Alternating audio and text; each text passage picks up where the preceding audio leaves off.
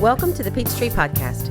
Peachtree Learning Center is a nonprofit in Middle Tennessee dedicated to training and discipling students in all the fine arts to become excellent and skilled in order to spread the kingdom of God into the world of the arts.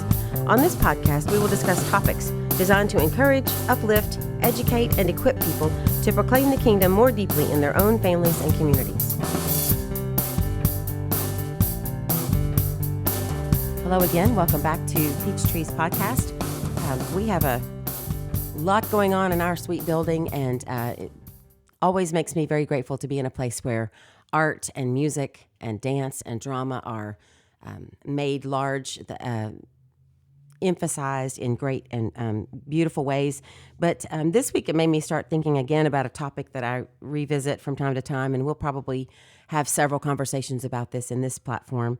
The reason why fine arts are essential, and I'm not saying that they are optional or that they're a fun thing to add in or that you need to do them to get your fine art credit if you're a homeschooler. That's always a consideration, and that's great and everything, but that is not why fine arts are essential.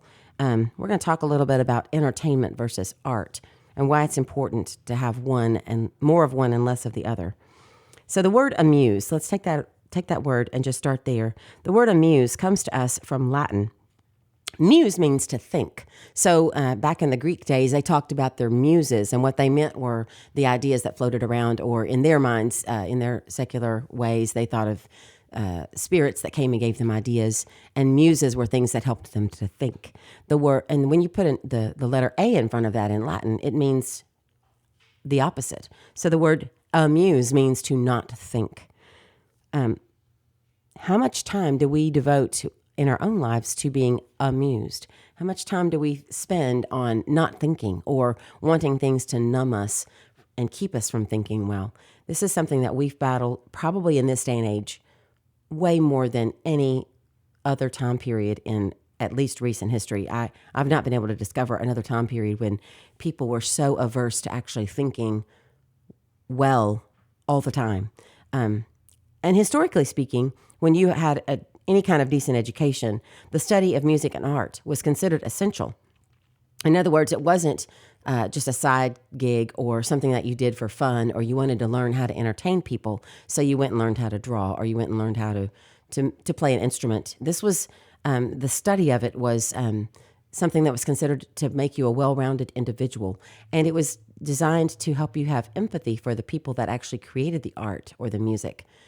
If you went and studied a piece of art, it wasn't just to study so you could copy it or so you could come up with your own version of it. It was to study it so you could understand what the artist was trying to say through their work. And that creates empathy for other people. It creates a community even between an artist and his followers. And the same goes for music or books.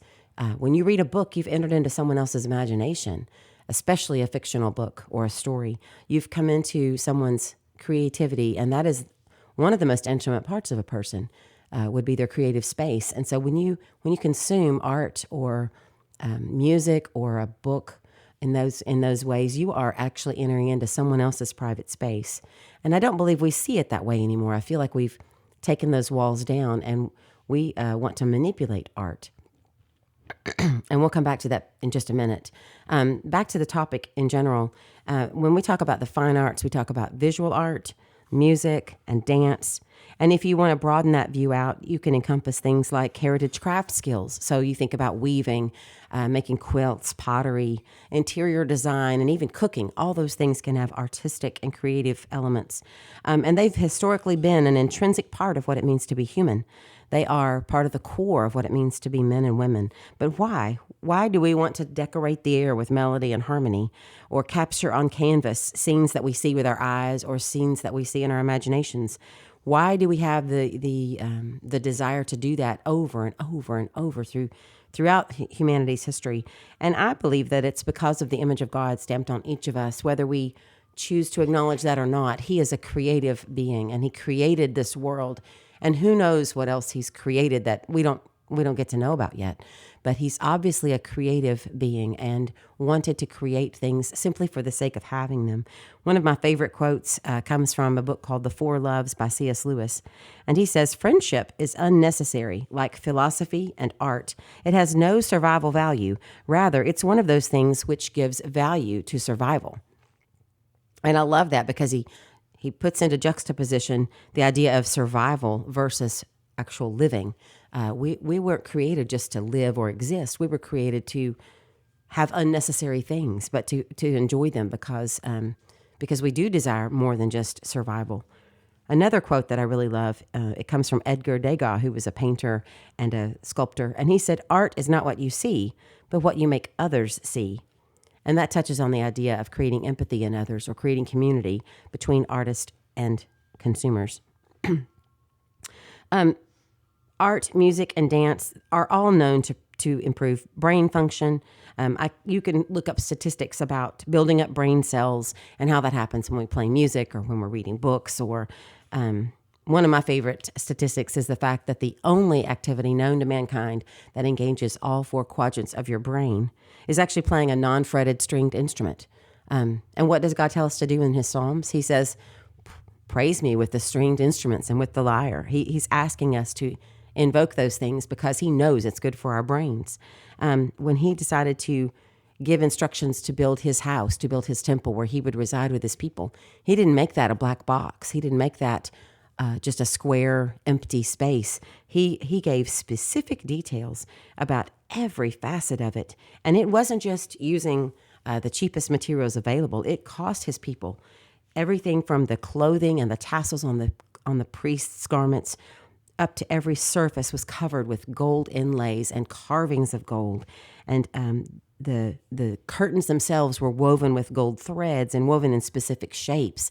And then he decorated everything with precious stones, carved woods, and then those carved woods in some places were covered with metal, covered with gold.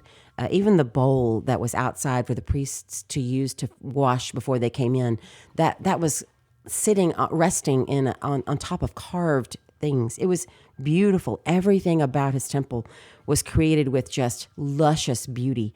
And it wasn't designed so that people would be in awe. I really believe he designed that so that when people came into that space, they would understand that they were entering the holy place where the God of creativity dwelt with them. And so when we say he dwells in us, that has to also mean that he imparts his creative impulses into us as well. I do believe that a large portion of how we relate to the Lord is through the beauty we consume.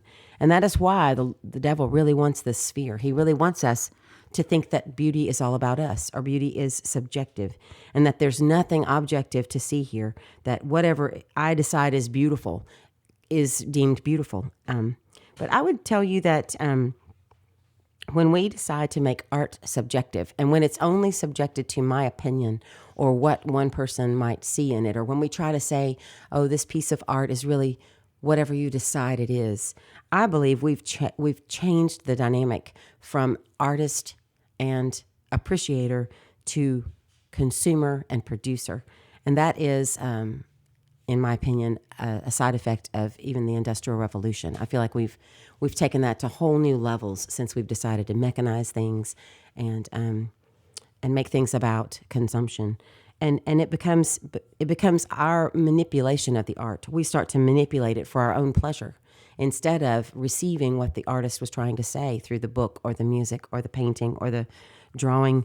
And it just becomes less artistic. It's no longer got intrinsic value for art, and it becomes entertainment. I walk through an art gallery and I'm looking at paintings trying to get out of them what I can get out of them, and that becomes entertainment or amusement. Instead of trying to thoughtfully understand what the artist was trying to speak to me or what the artist was trying to communicate, I'm just consuming it like I would consume Doritos. And I think that really cheapens the value of art across the board. And another thing I think cheapens the value of art in a musical way is the consumption of music simply on a base level of it has a good beat, or I really like the way these instruments sound. I think when we make the art about us in any sphere, we're making it less intrinsically artistic, And frankly, I believe it's making us more animalistic. And I believe that's the devil's goal. He wants us to forget about the image of God stamped on us to make us creative beings and to make us desire beauty as an objective truth.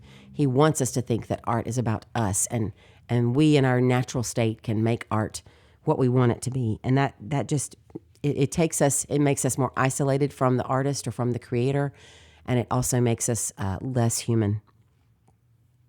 A couple of quotes about music specifically that I love. Henry Wadsworth Longfellow said, "Music is the universal language of mankind." And that's true. If you are totally ignorant of German, let's say, of the language of Germany, you can still consume Beethoven and Bach freely. You can understand the music that they wrote. You can feel the passion behind those pieces. You can understand Beethoven's deep, passionate nature just from the music he wrote.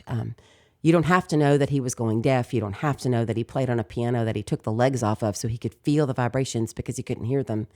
Those are facts that add to your thoughtfulness about him. But just listening to his symphonies, you can get a sense of his personality. When you listen to music in that way, you can feel the person's force of personality.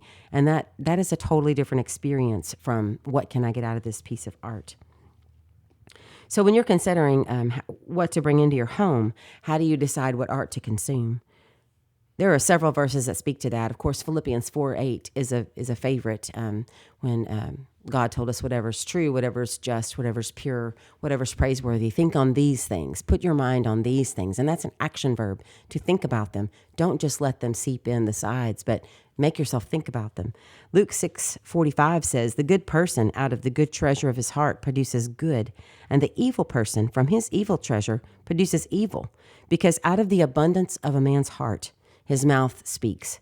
And I would also say his hands draw, or his hands play, or his mind creates out of the abundance of whatever's in his heart. So if you are a parent and you want to raise up creative and thoughtful people, even if they're not going to become artists, being able to understand art, giving them tools to distinguish truth and beauty in a piece of art or in a creation versus non-beauty and non-truth, you have to be careful about what you bring into your home for them to consume. And it can't just be amusing. It has to have more intrinsic value. It has to illustrate a principle of truth or be beautiful in an objective way because it represents something that the Creator has made for us to see and enjoy. Or you can point out the value of a painting because of the way it reflects this person's personality or this person's ideas. Or this person's viewpoint, but you don't take in things that don't meet the criteria of Philippians 4:8. You don't let those in your home without at least considering and evaluating and sifting. And you certainly don't let your children go there and dwell on those things. When they think on those things, when they dwell in those places, then they're going to have an abundance of things in their heart to speak from that are not beautiful and good and holy. And it just makes their path to holiness even longer and harder.